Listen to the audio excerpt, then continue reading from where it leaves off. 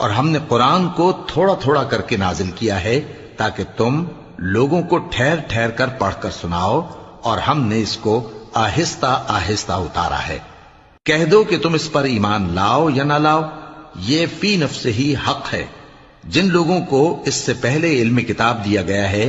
جب وہ ان کو پڑھ کر سنایا جاتا ہے تو وہ ٹھوڑیوں کے بل سجدے میں گر پڑتے ہیں اور کہتے ہیں کہ ہمارا پروردگار پاک ہے، بے شک ہمارے پروردگار کا وعدہ پورا ہو کر رہا، اور وہ ٹھوڑیوں کے بل گر پڑتے ہیں اور روتے جاتے ہیں، اور اس سے ان کو اور زیادہ عاجزی پیدا ہوتی ہے۔ کہہ دو کہ تم معبود برحق کو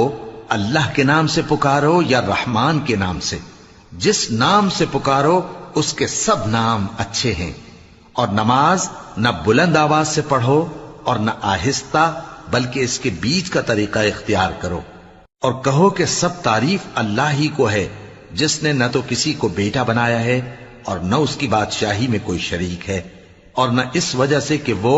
عاجز و ناتواں ہے کوئی اس کا مددگار ہے، اور اس کو بڑا جان کر اس کی بڑائی کرتے رہو۔